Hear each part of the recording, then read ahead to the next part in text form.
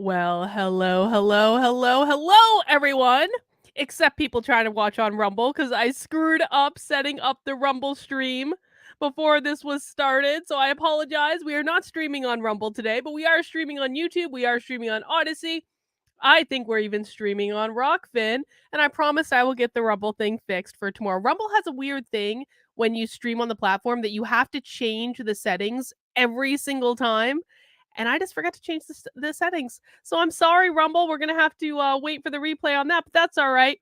Guys, welcome to Effed Up News of the Week. If you think you've already seen me streaming today, you have, because the first stream was an impromptu stream.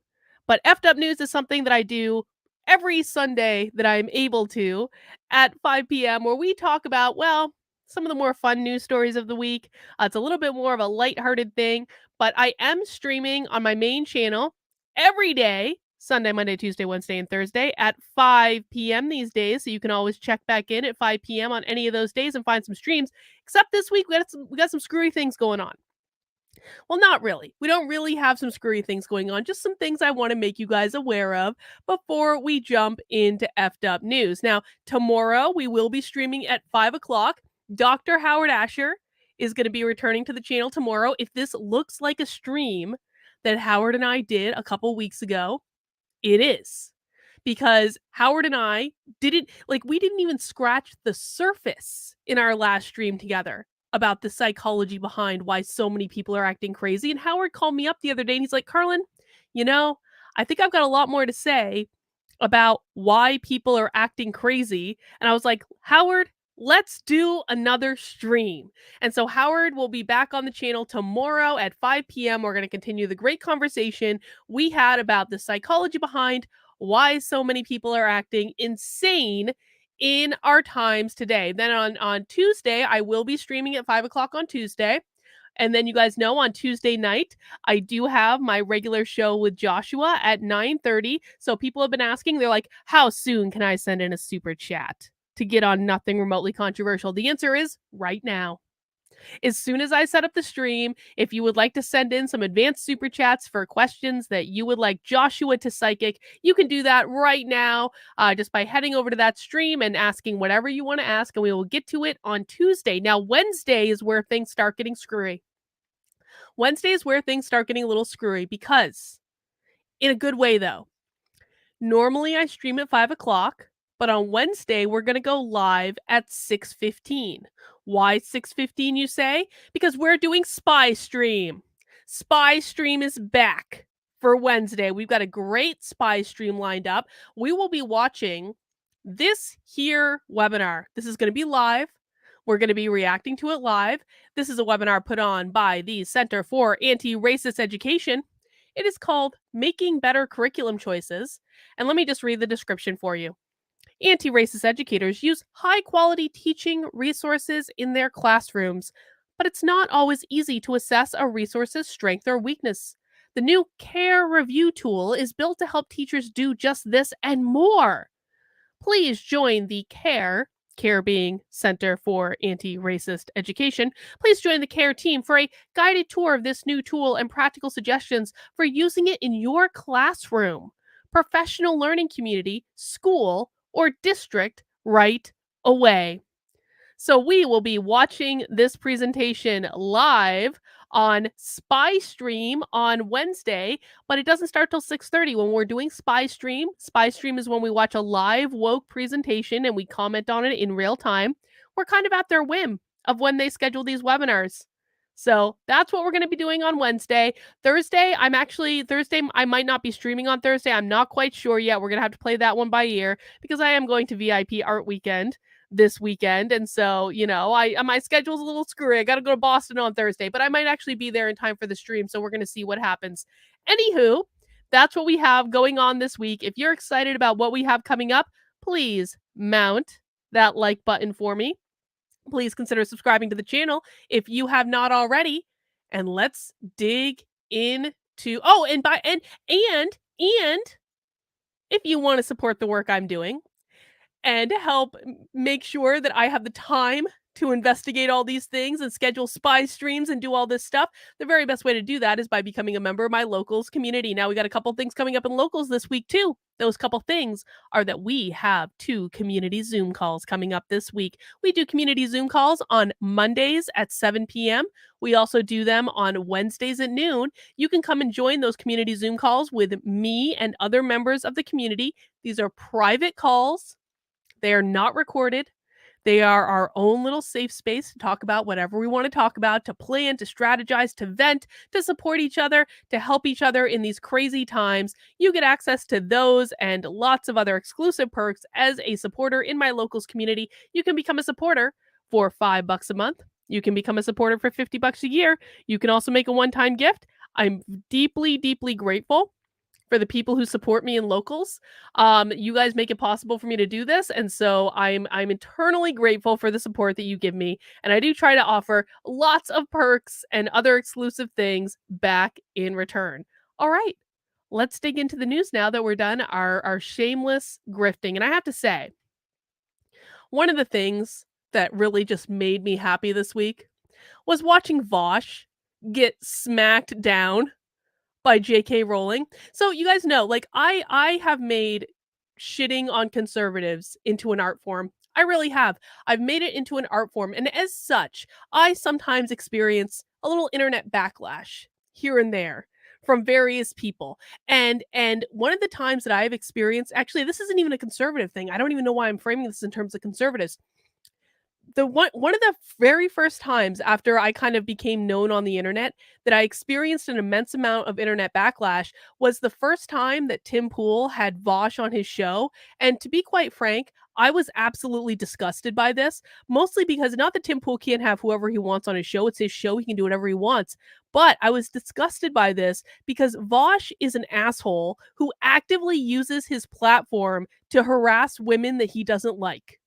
And he's been doing this a long time. In fact, the day that I took a sweet ton of internet backlash from saying Tim Pool really shouldn't have had Vosh on his show, what an idiot, I had 4 women in my DMs talking about how Vosh's audience has actively terrorized them, getting them fired from jobs, getting them kicked out of school, all these things. And you know what? Again, just because you can doesn't mean you should. I don't think people like this should be elevated, but Vosh has been elevated anyway because no one listens to me, and I have been proven right yet again. Every single time I get internet backlash about something, I am ultimately proven correct. I was ultimately proven correct about Lauren Witzke. I was ultimately proven correct about Cassandra Fairbanks. I have been ultimately proven correct every single time.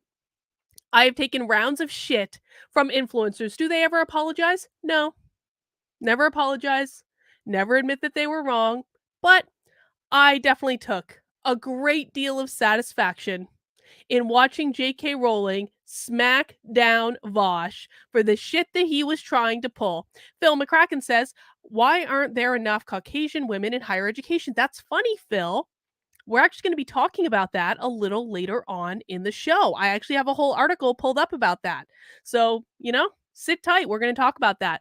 So basically, Vosh this week tweeted, all J.K. Rowling had to do was shut the fuck up, and she could have been almost uncritically beloved for like a century. Women be quieter and start apologizing challenge. And J.K. Rowling, like the queen that she is, retweeted a screenshot of Vosh and said, what you and your ilk fail to appreciate is how tediously familiar I am with your tactics. I had a violent ex-husband who used to tell me life would be great if only I'd comply. But you're making the same mistake he did. Women like me can't be bullied out of resistance. Let's read this article from Newsweek. Let me just make sure the text is big enough. The controversy, hang on, I was just trying to click the X off on a different screen. The controversy over J.K. Potter, the Harry Potter, J.K. Potter. Wow, I just conflated those two in my head. Harry Potter author J.K. Rowling's International Women's Day tweet has spilled over into, I don't know what that word is. On Tuesday, Rowling shared a tweet that some users found transphobic. That day, the UK's left-wing Labour Party Equities shadow minister. They have equalities. They have an equalities shadow minister? What the hell is that? Said on BBC's Women's Hour radio program that there were different definitions about what makes a woman. Dodds was speaking in a discussion about Scotland's gender recognition reform bill, which would make it easier for transgendered people to change their legal gender. Someone please send the Shadow Minister for Equality. What a cryptic title. A dictionary and a backbone. Happy International Women's Day, Rowling tweeted. Apparently, under a Labour government today, will become We Who Must Not Be Named Day, she added. In response, popular left-wing YouTube personality Ian Vosh, I have no idea how to pronounce his last name, slammed the writer Tuesday afternoon. And then they repeated what Vosh tweeted, and then they repeated what J.K. Rowling did, which was amazing. Vosh replied about 10 minutes later in the thread, addressing the author directly. Listen, Joanne, you don't get to play the victim card when you're the advocate for taking away women's rights here. Trans women are and Cade in men's facilities, and you want to keep them there because of your trauma. Quit making your feelings other people's oppression. Gee, I mean, Vosh sounds a little misogynistic to me. I'm just saying, a little misogynistic. He later retweeted Rowling's complaint, accusing the author of being a cry bully, a person who plays the victim while harassing others, according to dictionary.com. Complaining about how victimized you are when you're a billionaire being mocked for opposing civil rights is the height of cry bullying. Oh, Vosh is being very stunning and brave in this entire exchange. Rowling has been repeatedly accused of transphobia. She denies having any animosity towards trans people, writing, I know and love trans people, but erasing the concept of sex removes the ability of many to meaningfully discuss their lives. The Flashpoint launching, the majority of accusations against Rowling was her support for the blah blah. This is going through the history of it. Anyway, I just took a great deal of pleasure in that, but apparently Vosh hasn't stopped. Apparently he hasn't stopped. He did this stream, I guess. I mean, it looks like it was earlier today. The moral necessity of being sexist to J.K. Rowling. So I just want to say, this is precisely why I never wanted Vosh elevated in the first place. This is precisely why I spoke out the very first time Tim Pool had Vosh on his show, when Vosh didn't know anything then. And I was like, why the fuck are we elevating this asshole? He's a dick. And it's not even about J.K. Rowling, because, I mean, I'm sorry, J.K. Rowling can take care of herself. The thing that actually worries me about this asshole is, again, he weaponizes his audience to actually bully women who are not in a position to defend themselves. His audience has gotten women fired from their jobs. His audience has gotten women kicked out of schools. So no, I do not care about Vosh complaining about J.K. Rowling's tweets about trans women, and I feel pretty good that someone finally, at long effing last, put that asshole in his place. Everyone else likes to pretend. I don't know why people like to pretend that Vosh is this like amazing mastermind. It's absolutely insane. Yes, he does bully women. 100%. Now, to be clear, I would be opposed if Vosh was bullying men as well, but he doesn't. He doesn't. He's a raging fucking misogynist who cannot handle women who stand up to him. Case in point, still fight. Even apparently his audience said to him, they were like, dude, you've gone too fucking far. But no. Let's just keep pretending that Vosh is someone that we should listen to and elevate. Okay, I was proven right again. We'll never get an apology, but that's all right. Boom Her says the moral necessity of abusing women. Creepy. Yeah, well, that's apparently how Vosh rolls. That's how he's rolled the entire time I've known who Vosh was. And we have yet another example. But let's move on, because there are actually more important things happening in the world than Vosh. I understand that that might be hard to believe. Check this out. Do you guys remember back when Donald Trump got banned off of every single platform in existence for supposedly inciting violence? Well, apparently inciting violence is okay when it's violence against people that Facebook doesn't like. Apparently, it's okay to incite violence as long as you're going after the right people. This came out this week. Facebook allows war posts urging violence against Russian invaders. This came out right after Lindsey Graham called for the assassination of Vladimir Putin on Twitter. Because, you would think if Trump can get banned from Twitter for making pretty clear statements that have nothing to do with violence, but Lindsey Graham doesn't get banned from Twitter when he calls for the assassination of a world leader, you would think that might seem a little contradictory. Well, it's not actually at all contradictory when they just go and change the rules. They can just change the rules. It's no longer against policy to call for violence against Russians, apparently. Meta platforms will allow Facebook and Instagram users in some countries, why only in some countries, to call for violence against Russians or Russian soldiers in the context of the Russian invasion, according to internal emails seen by Reuters on Thursday, in a temporary change to its hate speech policy. The social media company is also temporarily allowing some posts that call for the death of Russian President Vladimir Putin or Belarusian President Alexander Lukashenko, according to internal emails to its content moderators. As a result of the Russian invasion of Ukraine, we have temporarily made allowances for forms of political expression that would normally violate our rules, like violent speech such as death to the Russian invaders. We still won't allow credible calls for violence against Russian civilians. But apparently Lindsey Graham calling for the assassination of Vladimir Putin, totally legit.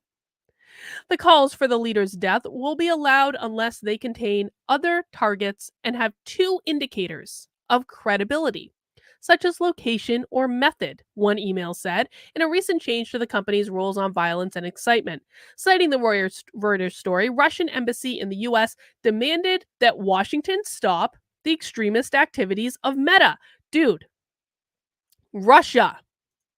Russia is now coming out in favor of more regulation around big tech. Can we just all appreciate that for a second? Listen, you guys know, like my brother-in-law right now is actively like he's actively in the Ukrainian army. Like he just got deployed the other day. So I certainly have a side that I'm on in this. But this whole thing, the whole Russian Ukraine thing has just it's the oddest thing in the world. It's like a giant virtue signal on both sides. And it's bringing up these really odd circumstances like Russia saying, "Listen, big tech, too much freedom. Shouldn't be able to do this." When Russia is actively advocating for more oversight over the shenanigans of big tech, we may have gone too far. I'm just saying. We may have gone too far. I hurts my brain trying to keep up with what is acceptable to say on any sort of social media platform. Me too, dude. Me too. Thank you for the super chat. I appreciate it. Users of Facebook and Instagram did not give the owners of these platforms the right to determine the criteria of truth and pit nations against each other, the embassy said in a Twitter message that was also shared by their India office. I actually think that that is a really reasonable statement. And I hate that Facebook is actually making me side with Russia. Please. In the email recently sent to moderators, Meta highlighted a change in its hate speech policy pertaining both to Russian soldiers and to Russians in the context of the invasion. We are issuing a spirit of the policy allowance to allow T1 violent speech that would otherwise be removed under the hate speech policy when A, targeting Russian soldiers except prisoners of war, or B, targeting Russians where it's clear that the context is the Russian invasion of Ukraine. It said it in an email. We are doing this because we have observed that in this specific context, Russian soldiers is being used as a proxy for the Russian military. The hate speech policy continues to prohibit attacks on Russians. So that's going on. You know, it's not as though, I mean, this is a very clear, this is a very, very clear instance of when Facebook is acting like a publisher and not a platform. I don't know how you can overcome the fact that this is obvious editorializing on the part of Facebook, but is anything gonna happen about it? No. Let's just be blunt. Democrats ain't doing nothing about big tech. The Republicans will scream about big tech till the cows come home, but they're not going to do anything when they take over at least the House in November or whenever they actually officially take over. Big tech is going to continue to run rampant. They're doing it out in the open. They aren't even ashamed of it. They aren't even trying to hide it anymore because they know that no one is going to do anything about it.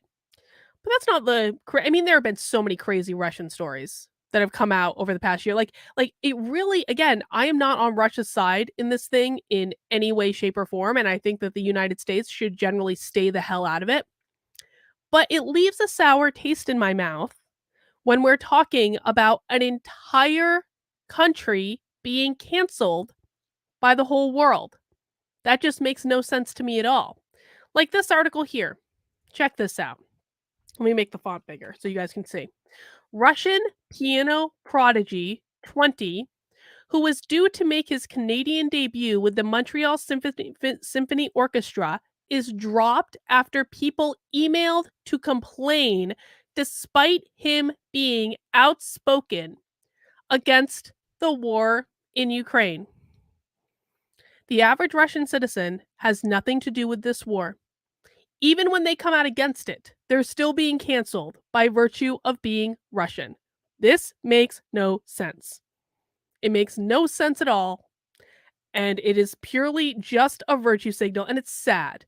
It's sad. People, there are people who there are professional ballet dancers who are dancing at the Bolshoi in Russia, which is like, I mean, that's like one of the top ballet companies in the world, and they're leaving because they can't associate with Russia in any way. It's absolutely mind-boggling the depths that people are going to for the virtue signal. It makes no sense. A Russian musician who has been described as a piano prodigy was set to perform in Canada this week has been struck off the schedule, seemingly because of his nationality. Alexander, I have no idea how to pronounce his last name, was to perform a trio of shows with the Montreal Symphony Orchestra from on March 9th, 10th, and 13th, but his performances were canceled despite the piano player having been outspoken against the Russian invasion of Ukraine, where some of his family members still live. So it's not even enough to be against the war at this point, because he's against the war.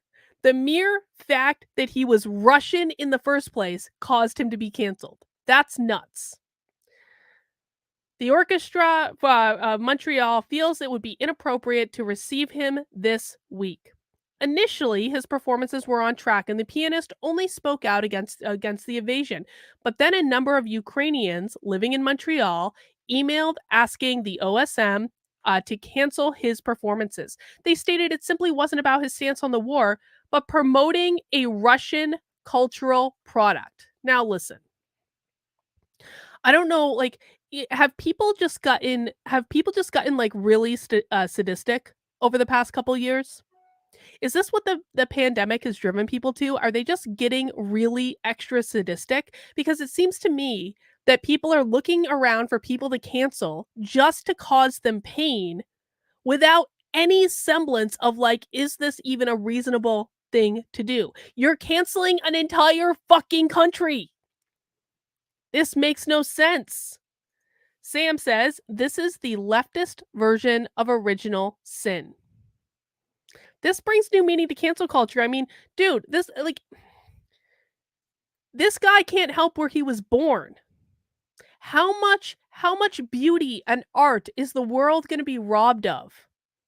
Because everyone just wants to cancel everything even remotely related to Russia, even if it doesn't support what they're doing in Ukraine. Phil McCracken, the Water Boy, is on E! Channel right now. Well, Phil, are you trying to get people to go watch a movie they've probably seen 15 or 20 times rather than my stream? Phil, I thought we were friends.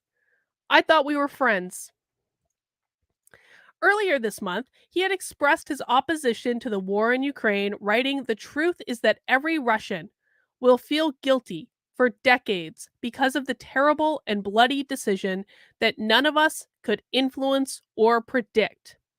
In his second social media post on Monday, he noted he was upset by the hatred going in all directions in Russia and around the world, and that he still believes Russian culture, and music specifically, should not be tarnished by the ongoing tragedy, though it is impossible to stay aside now. Look at him, he's a young kid, 20 years old, piano prodigy, can't perform because of where he was born. He explained that he had been asked to release a more anti war statement, but said he was very uncomfortable about it and was concerned for his family. Honestly, the only thing I can do now is pray and cry, he said. I do understand that my problems are very insignificant compared to those compared to those of the people of Ukraine, including my relatives who live there, he wrote. The most important thing now is to stop the blood.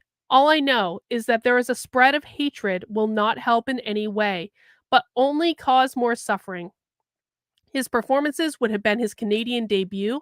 The concerts will take place only with other performers. He added, I think this is like the symphony. However, we continue to believe in the importance of maintaining relationships with artists of all nationalities who embrace messages of peace and hope. We look forward to welcoming this exceptional artist when the context allows it. So they'll only welcome him back when a war that he's not responsible for will stop. That's great. Incognito says, I bet they will cancel people who sound Russian. I mean, I bet they probably will. It's nothing more than a virtue signal. At first, the orchestra declined to cancel, referring to his personal criticism of the war, but it then flipped, deciding that removing him from the lineup was the right thing to do, considering the serious impact on the civilian population of Ukraine caused by the Russian invasion. What does this have to do with a 20-year-old piano prodigy who is against the war in the first place? The orchestra said it wanted to reaffirm its solidarity with the Ukrainian people and would be making a donation in support of them while stunning and brave. I frankly don't understand why Montreal Ukrainians have to fight with this and OSM while we live every minute in anguish with our families of Ukraine. Well, listen, dude, Victor is constantly worried about his brother, as one would be when your brother goes off to war in these sets of circumstances. So, I completely understand the constant worry, but this kid did not cause that. Canceling this kid from playing piano in a symphony orchestra is not going to fix the problem. It's not going to have any impact at all. It is nothing more than a virtue signal. It accomplishes nothing. Nothing. It is regrettable that political situations have made this impossible. I look forward to the possibility of collaborating with him in the near future. Man. But this is not the only stupid thing happening around Russia. Did you guys see this? Check this out. Joy Reid is offering an opinion. Joy Reid says that the world cares more about Ukraine because of, you guessed it, racism. Who could have possibly seen this coming?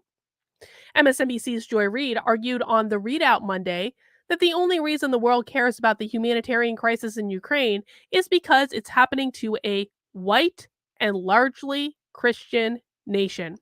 In fact, let's just watch. Should we just watch what Joy Reid said? We've got this clip here from the Daily Caller. Let me just pull that up. Let me pull it up. We can watch and see what she said. Let's see. Share screen. Chrome tab. There we go. Make sure, let me know if the sound's not working, guys. Let's hear what Joy Reid had to say. As the world watches the devastation unfold in Ukraine, nearly 4,000 miles away, another crisis is deepening that we don't hear much about in the U.S., and that is the war in Yemen. In March of 2015, a Saudi-led coalition backed by the United States intervened militarily in Yemen in a bid to fight Iran-backed Houthi rebels. It has triggered one of the worst humanitarian crises in the world due to widespread hunger, disease, and attacks on civilians. Okay, I'm going to stop right there. This is actually a point I agree with. Okay?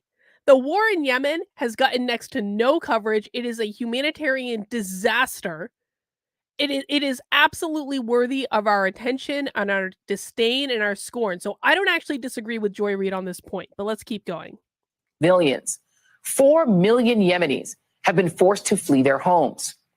Now, what we're seeing in Ukraine is absolutely the worst humanitarian. Is that the first time that Joy Reid has ever mentioned the war in Yemen?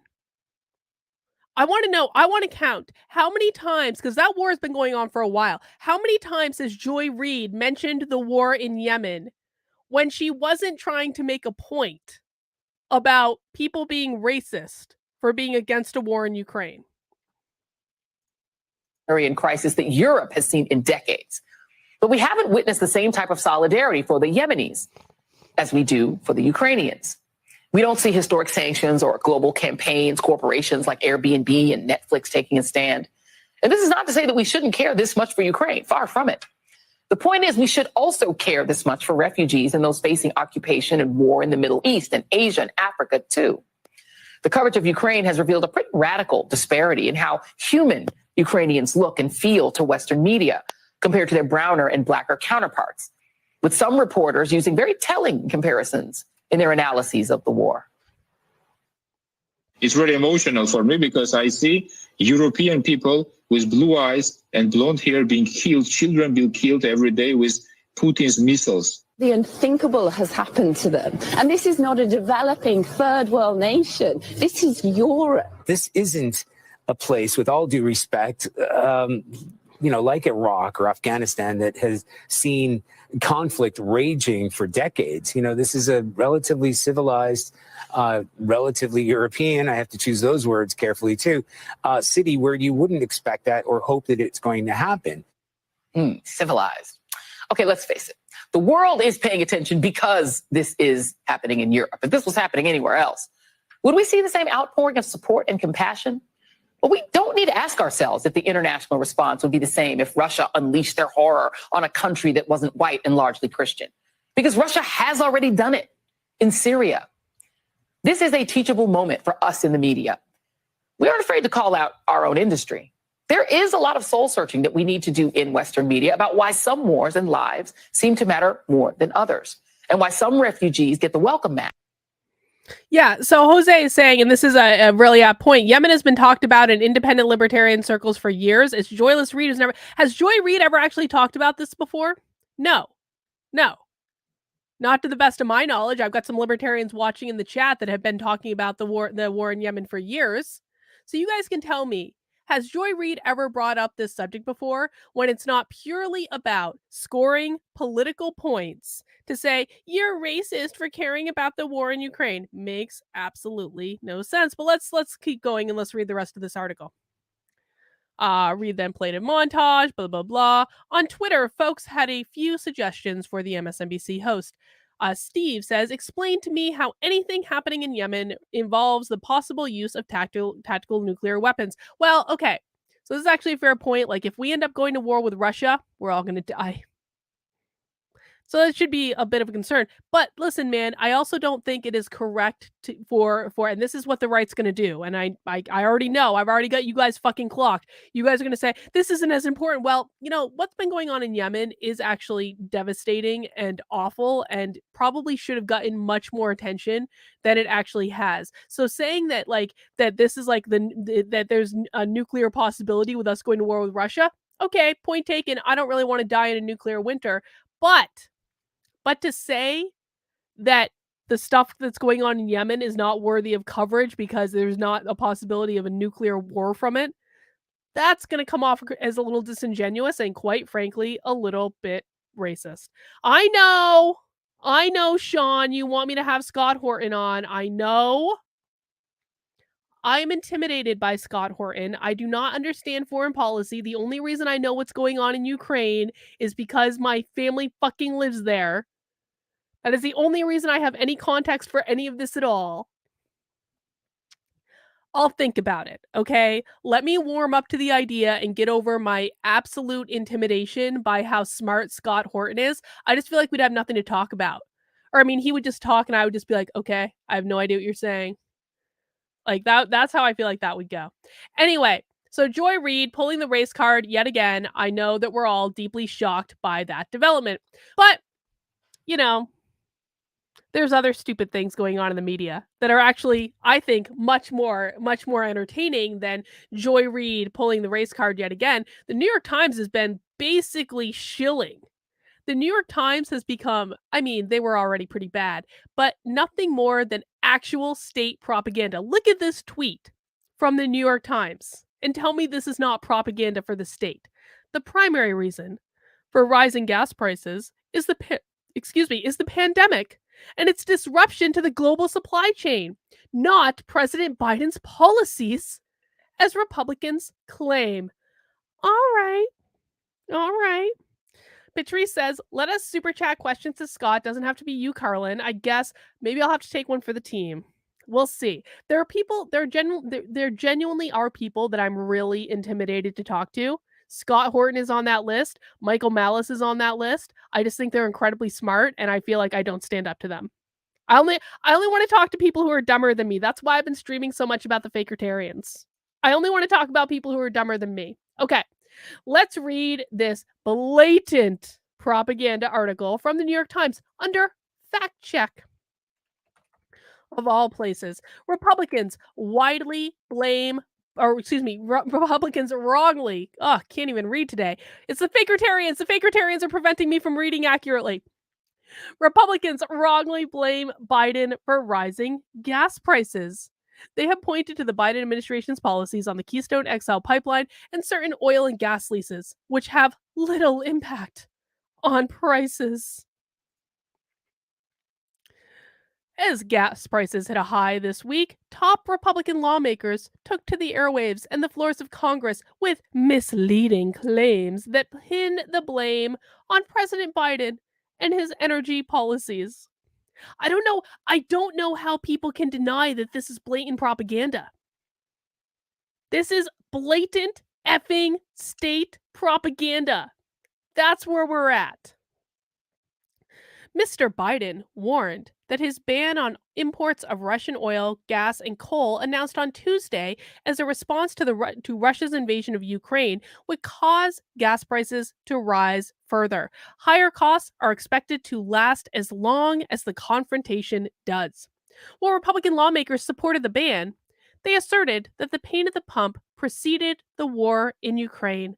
Gas price hikes, they said, were the result of Mr. Biden's cancellation of the Keystone XL pipeline, the temporary halt on new drilling leases on public land, and the surrendering of energy independence. All incorrect assertions. Yes, shutting down our own ways of producing energy definitely had nothing to do with the fact that gas prices are now going through the roof. Here's a fact check of their claims. What they said. Mitch McConnell said, the administration wants to ramp up energy imports from Iran and Venezuela. That's true. That is the world's largest state sponsor of terror and a thuggish South American dictator, respectively. They would rather buy from these people than buy from Texas, Alaska, and Pennsylvania. That's true. Kevin McCarthy says Democrats want to blame surging prices on Russia, but the truth is their out-of-touch policies are why we're here in the first place. Remember what happened on day one with one-party rule? The president canceled the Keystone pipeline and then stopped new oil and gas leases on federal lands and waters. Also true. The Republicans are like 2 for 2 so far. And then Mike Pence, and by the way, just so we're clear, I actually don't like any of these people. I don't like Mitch McConnell, I don't like Kevin McCarthy, and I definitely do not like Mike Pence.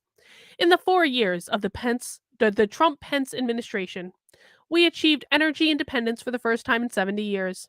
We were a net exporter of energy, but from very early on, with killing the Keystone pipeline, taking federal lands off the list for exploration, and sidelining leases for oil and natural gas, once again, before Ukraine ever happened, we saw rising gasoline prices. Mike Pence is right. They're all correct. And you don't have to like a single one of them to acknowledge that everything they're saying is correct. But let's see how the New York Times wants to twist this. These claims are misleading. The primary reason for rising gas prices over the last year is the coronavirus pandemic and its disruptions to the global supply and demand. COVID changed the game, not President Biden, said Patrick DeHaan, the head of petroleum analysis for GasBuddy, which tracks gasoline prices. U.S. oil production fell in the last 8 months of Trump's tenure. Is that his fault? No. The pandemic brought us to our knees. In the early months of 2020, when the virus took hold, demand for oil dried up and prices plummeted, and the benchmark for crude oil in the United States started falling negative that April. Blah, blah, blah, blah, blah. More nonsense. I'm not sure how much New York Times nonsense I actually want to read. Okay, I want to talk about the Keystone XL pipeline. Where are they doing that? Okay, here we go. Moreover, the specific policies cited by Republican lawmakers as evidence of Mr. Biden's supposed war on American energy have had little impact on rising gas prices. The Keystone XL pipeline, which would have expanded an existing system transporting oil from Canada to the Gulf Coast, has been a political and environmental battleground since its conception in 2008. The Obama administration denied the company behind it, TransCanada, a construction permit in 2015. The Trump administration approved the permit in 2017, but the project stalled in the face of litigation. By the time Mr. Biden rescinded its permit on his first day in office, just 8% of it had been built. Even if Mr. Biden had greenlighted the project and TransCanada, now known as TC Energy, had won the court battle, it is unlikely that the pipeline would have been operational today, given that the company estimated in March 2020 that it would have entered into service in 2023. I mean, that might actually be a legit point. But still, Biden blatantly pulled the plug on it on day one. So I don't know why we're pretending that Joe Biden ever wanted us to be energy independent. He did not. He blatantly did not. New York Times shilling for Biden yet again. But this isn't the only crazy New York Times article this week. Guess what? They want you to forget about the pandemic. Isn't it like the pandemic never happened? Isn't it like it just all went away in an instant as soon as the war in Ukraine started? In an instant, mask mandates started going away. Masking in schools started going away. We started to forget that we had ever been through 2 years of nonsense and lockdowns and mandates in the first place. But according to the New York Times, it's okay. We all just need to move on. We all just need to forget that they tried to shut down an entire world fucking economy for 2 fucking years. We will forget much of the pandemic, and that's a good thing. That is like the most perfect image ever. Look at that. And they actually think that getting their readers, who they have all freaked out with fear porn for the last 2 years, to get over this and move on with life, they literally think this is how easy it is. This is not going to be forgotten. People are not going to move on. That's not the way addiction works. And everyone who's been reading and swallowing everything that the New York Times has said for the past 2 years, you don't just get to go in with a vacuum cleaner in people's heads and make believe that it never happened in the first place. As we approach another anniversary of the pandemic's onset, many of us are reflecting on the past 2 years and thinking about the ways the virus altered our lives. More than 950,000 Americans have died. Many more have lost a loved one, and millions are still grappling with the lingering after effects of infection. As we begin to move towards oh, hang on, I need to take a drink. Sorry, guys. Still congested, all that stuff. It's like I remember the times when the only thing you could get during the winter to get sick was COVID. Can we go back to those times, please, where I didn't get COVID all winter, but I also never got anything else? I would really appreciate that.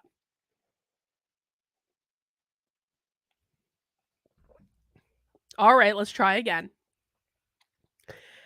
As we begin to move towards a post-pandemic future, it is vital that we remember the toll this virus has taken. The lessons of this pandemic should be carried with us so that, unlike what happened after the 1918 flu, it doesn't fade from history.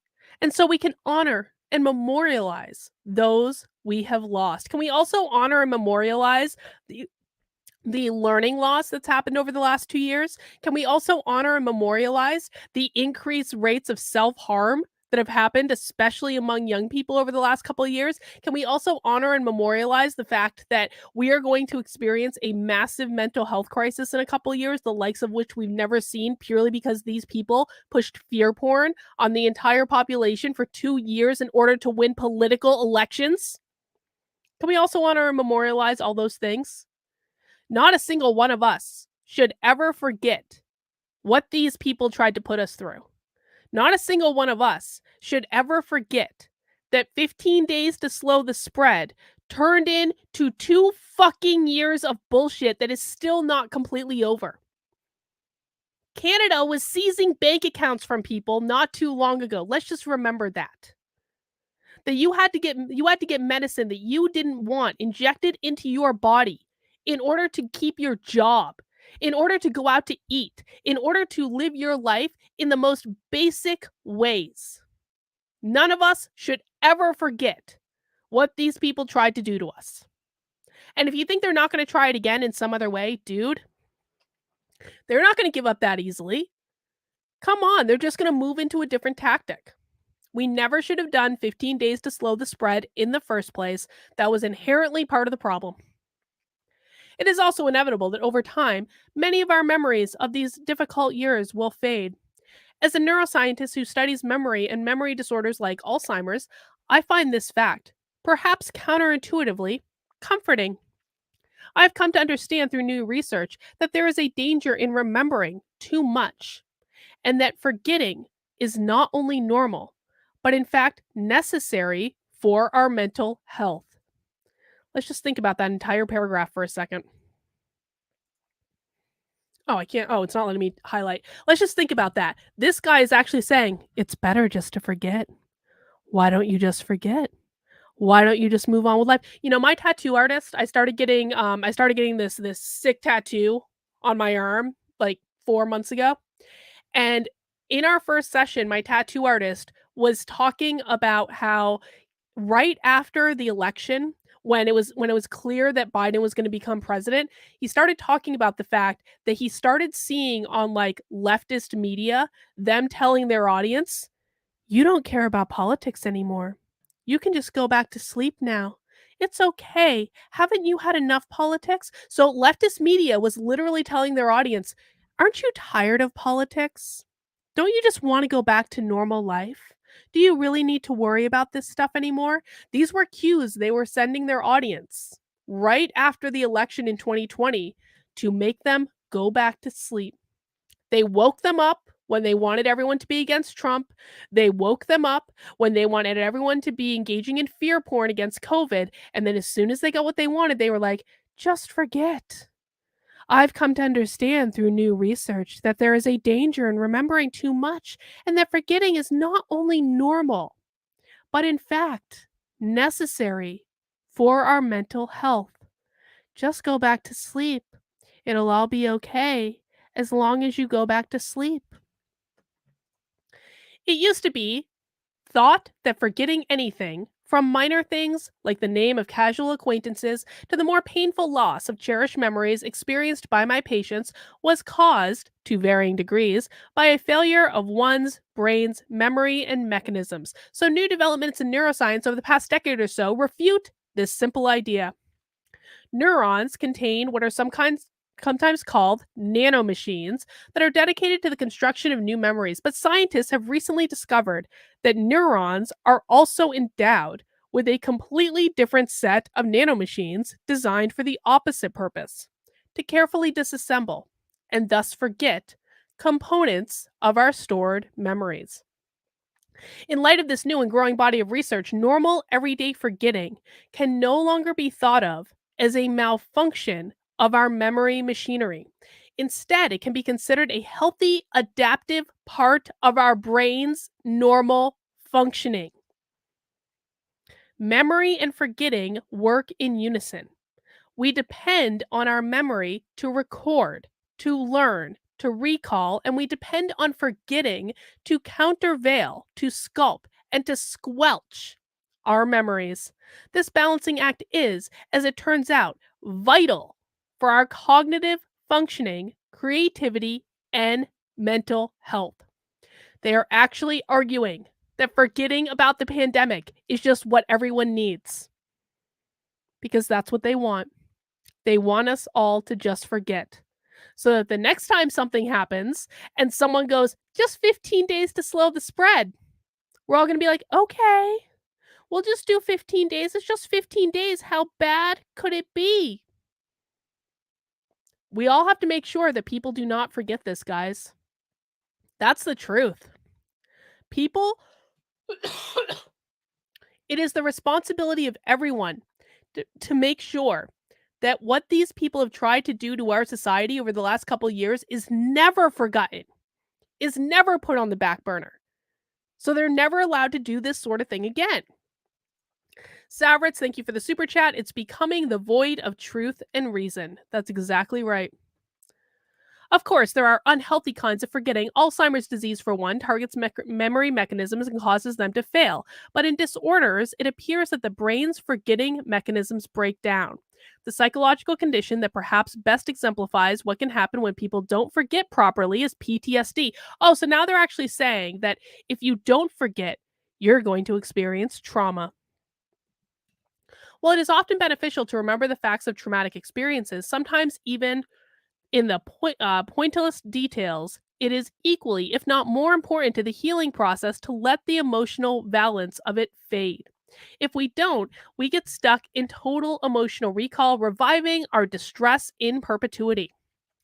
Forgetting protects us from the destabilizing anxiety by deleting memories, but not by deleting memories, but by quieting their emotional scream. Just not for nothing, I've been watching a lot of Scientology videos lately. I used to be like obsessed with how crazy Scientology was, and then I started watching other things, and the world ended up turning out to be much more crazy than Scientology.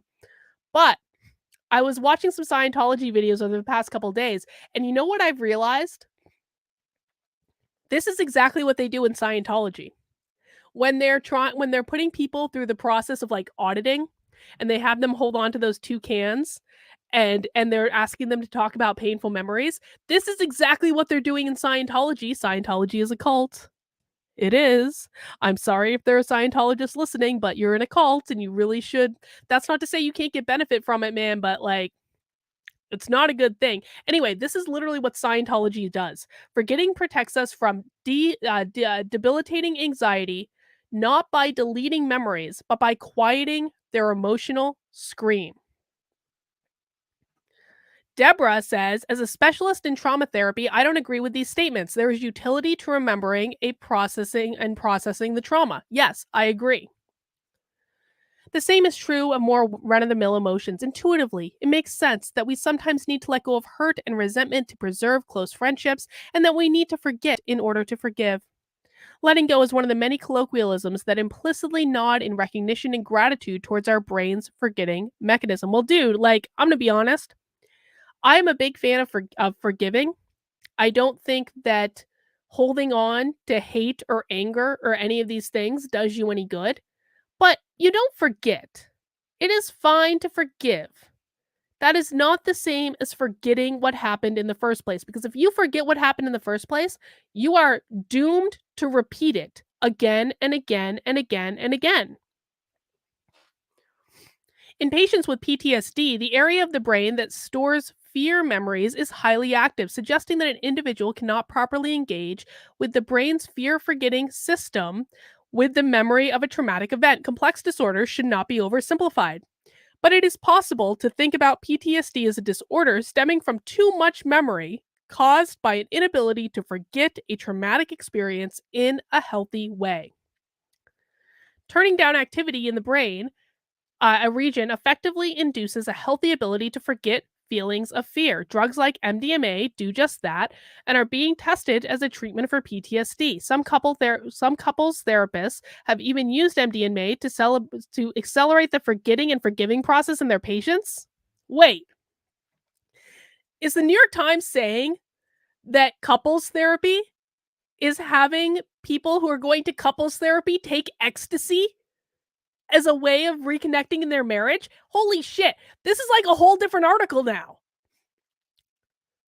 They're actually, I mean, I don't actually think this is a bad suggestion, if I'm honest. They're actually suggesting that couples take ecstasy as a form of couples counseling. Wow. Yes, I bet that does work. I bet that does help couples to reconnect quite handily. I bet that is actually very effective. From testimonials of recreational users, quieting fear-related memories is apparently so potent in its pro-social effects, making people friendlier, more compassionate, even more loving. Yes, I suspect that if you have people taking ecstasy, they will become more loving, as it turns out. Of course, we won't and shouldn't forget the pandemic. In addition to memorializing the loss of our loved ones, we should commemorate the selfless commitment of our healthcare workers and rewrite our government and medical manuals so that we are able to better respond better and faster next time. But for many of us, particularly those on the front line, this guy is like a neuroscientist and he thinks he's like a frontline worker. Some degree of emotional forgetting will be a natural part of living in and moving forward from the pandemic. As a society, one of the most beneficial ways we can do more forward in a healthy way will be to resume safe socializing. Several studies have shown that social isolation exacerbates the negative effects of trauma. Dude, it's like what we've been telling you for the past 2 years. Because this pandemic required us to socially isolate. Well, it didn't require you to socially isolate. You made the decision to socially isolate. We couldn't make use of the most psychologically beneficial coping mechanism, getting together. One of the greatest risk factors for PTSD in troops is when, shortly after trauma, they find themselves socially isolated, their minds exposed without the social fabric to protect them from the lashing loops of their fear and dread. Not every observation about the mind needs a neurological explanation, but it is nonetheless true that socializing causes our brain to secrete chemicals like oxytocin, which, similarly to MDMA, induces fear forgetting. Gazing into each other's eyes is all that is needed for oxytocin to be simultaneously secreted in the gazer and the gazed upon, a feedback loop that induces a socially uplifting pas de deux. Let's see. Are we actually going to talk about the pandemic? All right, we're almost done. We can predict that when it's safe to do so, relaxing the recommendations for social isolation and encouraging people to get together at work, in schools, and social venues will reduce the risk of long-lasting distress. I just want to emphasize again, no one forced you to socially isolate. I'm sorry, I was traveling throughout 2020. No one forced you to socially isolate. People were still traveling. People were still going out and doing stuff.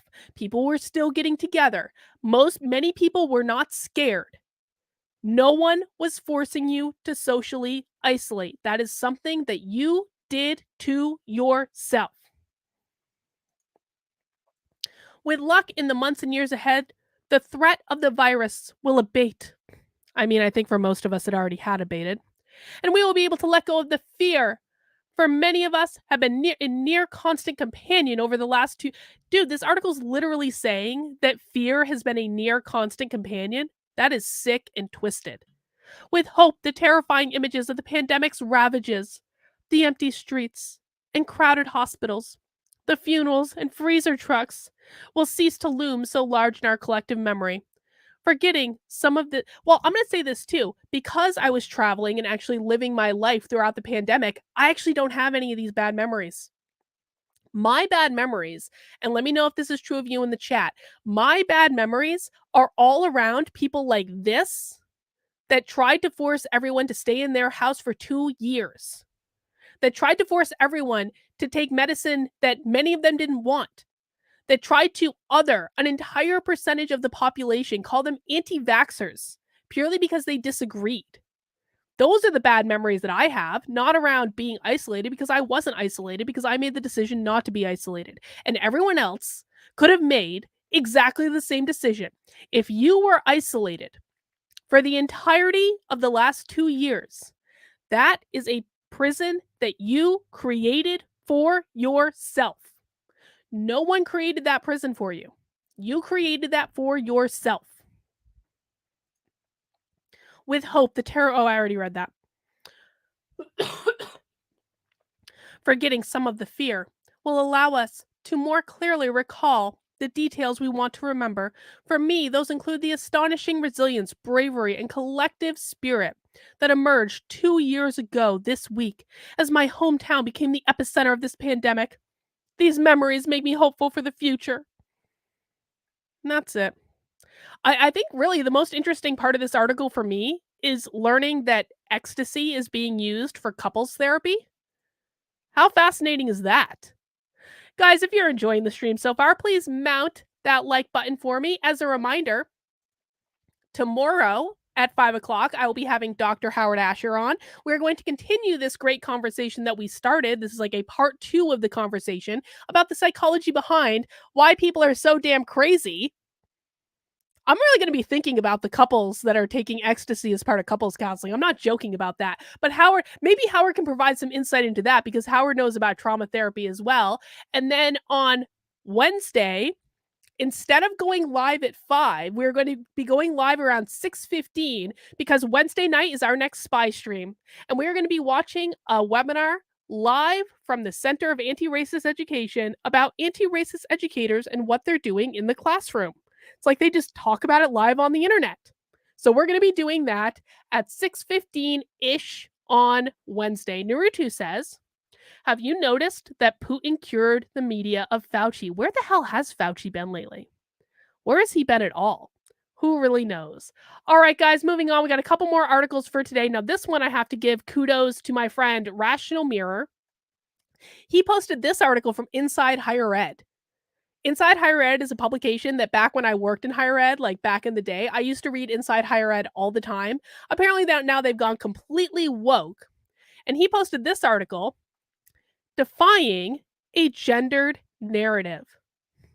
A new study challenges what's known about gender bias in letter of recommendation for academic science jobs. So probably what these researchers were trying to prove is that women are just, they're put down. There is unconscious bias towards women when it comes to letters of recommendation for academic science jobs.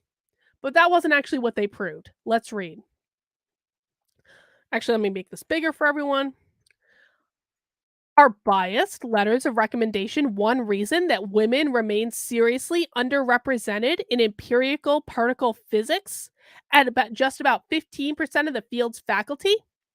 A new study suggests not. I am amazed that Inside Higher Ed actually published this. The new paper, published in open access format, includes some other interesting findings that challenge the existing literature on gendered language and letters of recommendation. When we look at female-authored versus male-authored letters written about the exact same female candidates, we did not find any evidence of bias against women, said co-author Wendy Williams, professor of psychology at Cornell University. Remarkably, we found that women were accurately described as brilliant 3 times as often as men were. I'm just going to let you guys sit with that quote for a second. We're going to take this super chat from Savritz. Thank you for the super chat. Actually, let me put the quote. There we go. We can have both on the screen at the same time. Savritz said, the situation gravity of creating one organism which bursts a copy of itself plus death, Apollo sun, plus eclipse equals apocalypse. The one world slaves will not revolt against being a slave because they believe they are the highest beings. Thank you, Savritz, for the super chat. So this study actually found, they were trying to prove unconscious bias towards women in science, right? It actually found that no. In letters of recommendation, women are actually more described as brilliant more often than men were. In contrast to these findings, numerous earlier studies have found that women in academic sciences are half as likely as men to receive excellent versus good letters of recommendation, and that recommendations use significantly more agenic, powerful, and standout adjectives to describe men, whereas women are more often described as communal and grindstone. I've never even heard the word grindstone before.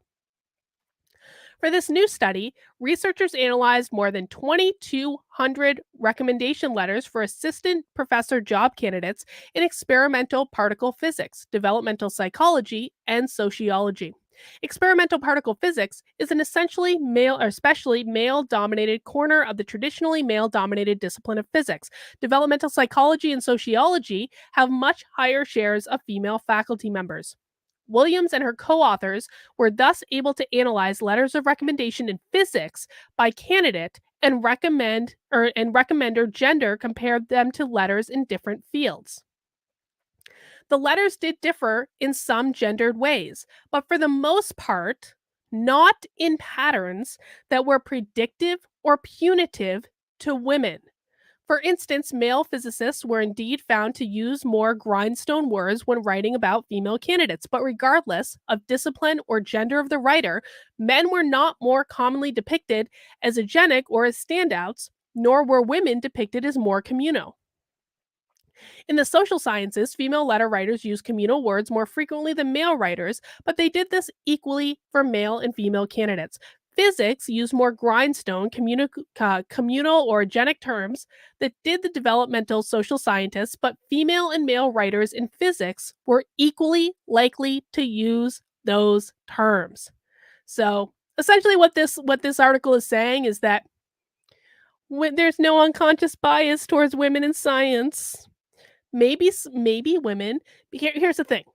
Maybe women are just not as attracted to jobs in which they're assistant professors of hard sciences as men. Maybe that's just a difference between men and women.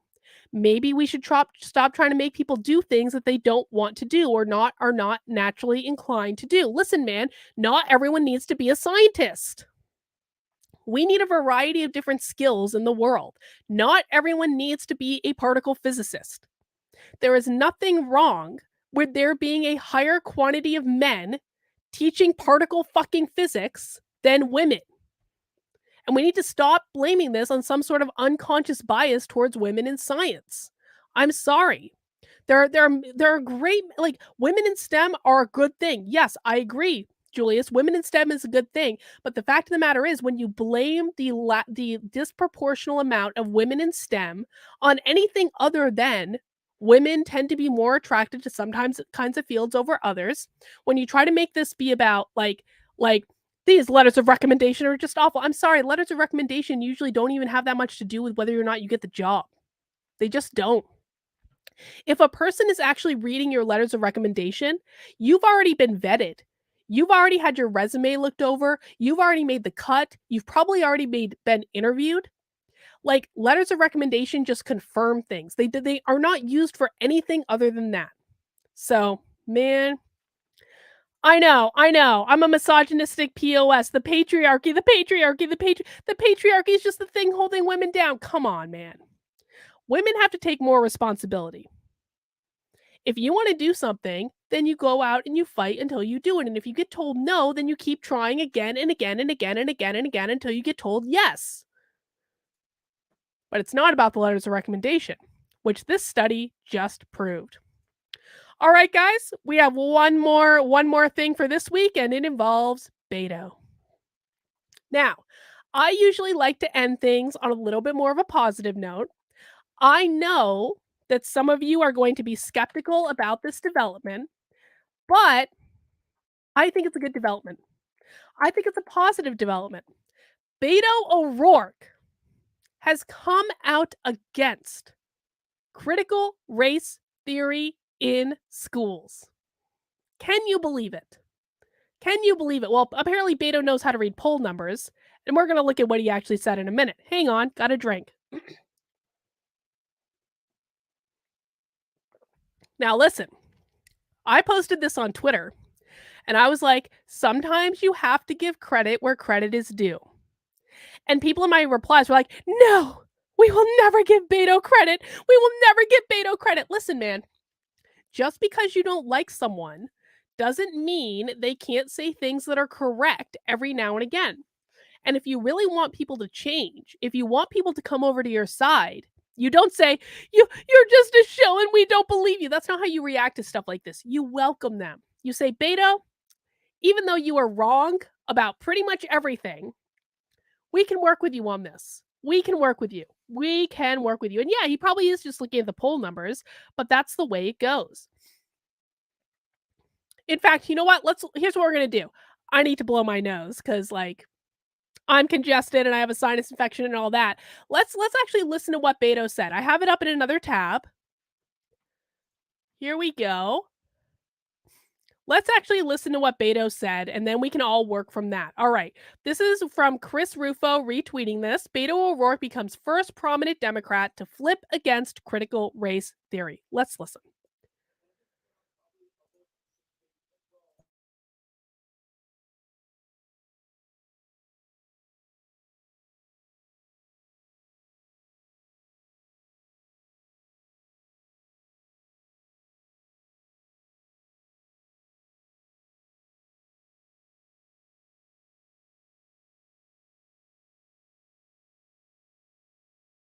You guys aren't hearing it. Sorry, my bad. I was hearing it. It's on my screen. It's on my screen. Sorry, I was so excited to blow my nose that I didn't set it up right. Okay. Here we go. Let's try it again. It's quick, I promise. Quick. And I think you and I probably are both on the same page as well. We don't see CRT being taught in our schools right now. It's a course that is taught in law school.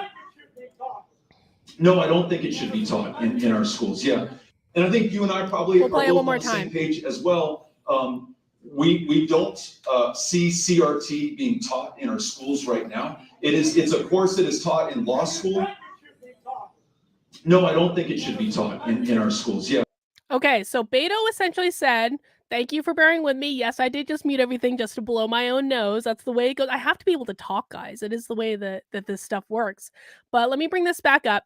So what Beto said essentially was he doesn't think it's being taught in schools. And then someone from the audience yelled, but do you think it should be taught in schools? And Beto was like, no, I don't think it should be taught in schools. So is he using some Weasley words? Yes.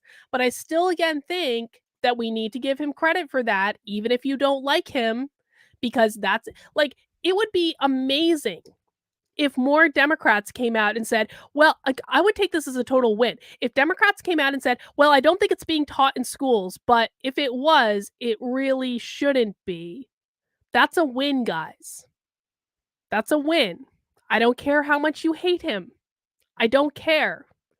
If he is saying it should not be taught in schools and he's doing it in public on video, that is a win. He could easily have said the opposite. He could easily have said, yes, I absolutely believe that critical race theory should be taught in schools. He easily could have said that. He didn't. Sometimes you have to find ways to work with people that you don't like. It's just the way it goes. Savritz says, critical theory and all other deconstructionalist ideologies are creating cemented barriers of perception that can't be moved or modified, causing a placebo effect from nothing and believing it to be real. It is so evil. Yes, it is. And thank you for the super chat, Savritz. I appreciate that. Texas gubernatorial candidate Beto O'Rourke became one of the first Democratic Party leaders to explicitly come out against critical race theory in schools. O'Rourke spoke to a crowd of Texas in Victoria on Friday, where he was asked about critical race theory's appropriateness for being taught in grade schools. O'Rourke first dodged the issue, telling a crowd member that the concepts of CRT are not being taught in schools at present, which is wrong. We all know that, which is wrong. And I think you and I are probably on the same page as well. We don't see CRT being taught in our schools right now. It is a course that is taught in law schools. Wrong.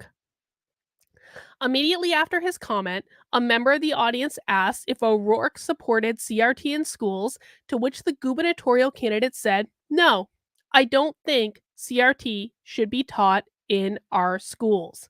CRT has proved to be a powder keg issue for Democrats over the last several years. Moderate lawmakers courting the middle of the political spectrum have attempted to distance themselves from the concept, which focuses on how power structures and institutions impact racial minorities without outright condemning the ideology. And then it goes into some stuff from the Manhattan Institute where Chris Rufo works right there. But listen, I think that this is something to celebrate. When people that are not on your side take a position that you align with, even if you don't like those people, that is still a win. He is going to get a rash of shit for this, by the way. Do you guys have any idea? The people that are like poo-pooing Beto O'Rourke, and I know not everyone in the chat is, but he is going to get an absolute rash of shit from the Democratic Party over this.